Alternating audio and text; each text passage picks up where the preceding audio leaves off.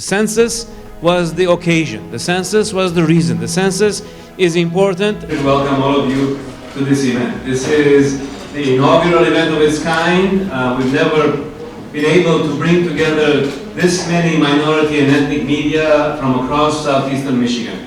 We have today a presentation, in addition to who's behind me, media representatives from the papers that include Yemeni, Filipino, African American, Latino, Arab American, Jewish, Native American, Chinese, Bangladeshi, Japanese, Polish, Korean, Indian, Armenian, Vietnamese, and Albanian. There's quite a list. Well, thank you, Professor. I am so grateful to be here with all of you and for your partnership in this incredibly important undertaking that every single one of us needs to be a part of. You know, you can't love the state of Michigan without loving the people who call this place home.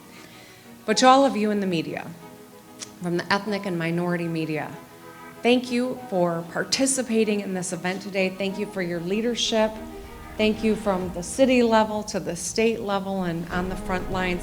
Every one of us has to be a part of ensuring a complete count in Michigan. And Michigan is proud to be home to people who came here for opportunity, whether they were migrating north to Michigan or they immigrated from around the world.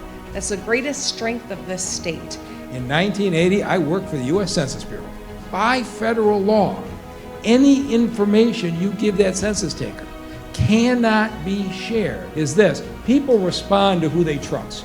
As an executive who tries to spend taxpayers' dollars in the right way, that losing $1,800 a year for the next 10 years for every person who is undercounted.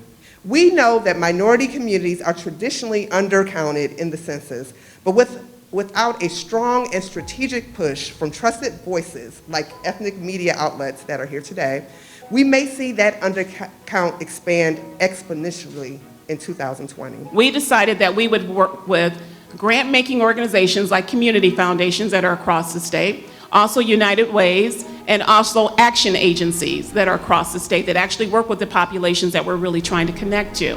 We are also trying to encourage folks to just do more community presentations. That's another big push right now, is simply to hire people from the community. And so within the Arab American community, something we're doing is working alongside the likes of the Yemeni American News, the Arab American News, WhatsApp Media, and all the other outlets that we can that have built these roots, that have built these relationships throughout all of our community to ensure that people can trust this campaign. We're going to do that with the goal of obtaining up to $2 million in resources to be able to support that. Tack-Yong Kim started publishing the Michigan Korean Weekly. Elias is the founder, owner, and publisher of the Latino Press. Osama Siblani is the publisher of the Arab American News. Arthur Horwitz is the publisher and executive editor of the Detroit Jewish News. We can increase the number this time because we can approach those people this time.